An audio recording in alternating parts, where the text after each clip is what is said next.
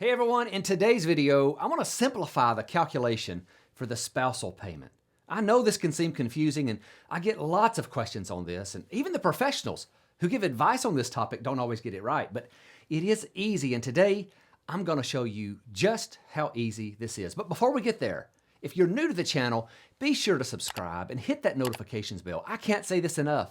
There are some big changes coming to Social Security within the next few years, and as these changes start to develop and work through the system, I'll be right here letting you know about them. And also, be sure to download your free copy of my Social Security cheat sheet. This is like having the most important stuff from the 100,000 page Social Security website, all condensed down to just one page. So there's things like the annual limit, the rules on reductions and increases, and a whole lot more that's there. It's updated every year, and as long as you stay on my list, I'll send you the updated version as soon as we have it published. There's a link in the description where you can get yours for free. So the topic of spousal benefits is something I've covered at length on this channel. So today, I don't want to cover all the details. I just want to keep this video short and sweet and recommend that you watch my video, Calculating Social Security Spousal Benefits with Dual Entitlement. That's where I take a much deeper dive in the topic of the spousal payment. What we're covering today is actually covered in that video, just in much greater detail, and I know not everyone has the time or mental energy to absorb those longer videos, so I wanted to strip out the most important part of that calculation and cover it today in its very own separate video. The part that confuses so many about this calculation is really simple. It's poorly understood, but once I show you how to simplify this, I think you'll agree that it's not that difficult to understand. It starts by understanding that a spousal benefit is usually two separate benefits all rolled up into one. To calculate this, you take 1/2 of the higher earner's full retirement age benefit and subtract the lower earner's full retirement age benefit amount. The remainder is the spousal payment. That's the formula to remember, and that's really as difficult as it gets. Let's walk through an example here. Let's assume that the higher earning spouse has a full retirement age benefit of $2,000. Half of that is $1,000. Then let's assume that the other spouse did not have a benefit of their own. This means that the spousal payment is $1,000.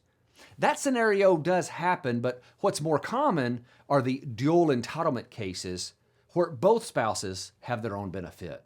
But usually one is going to be much higher than the other. So let's assume that the higher earning spouse continues along the same line as the last example with a benefit of $2,000. Again, half of that is $1,000. Then let's assume the lower earner has a full retirement age benefit of $400. This tells us that the spousal payment is $600. So let's walk through this in a slightly different format to make sure you understand this. Let's again assume that the higher earner has a full retirement age benefit of $2,000. In this case, we'll assume that the spouse does not have a benefit of their own. The spousal payment would still be $1,000 or half of the higher earner's full retirement age benefit. Now let's look at a case where the benefit is split. Again, the higher earning spouse has a benefit of $2,000, and this time the lower earning spouse has their own benefit of $400. Well, they are still eligible for a total spousal payment of $1,000, but it would be paid as follows.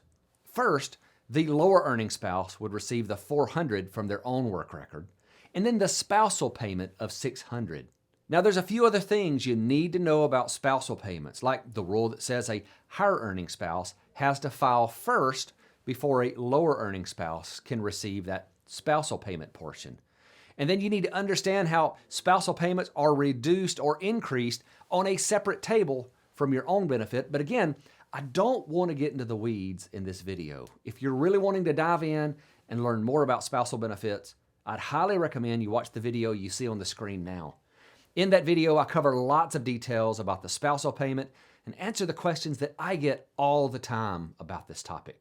Now, if you have questions, be sure to leave them in the comments below. Thank you for watching.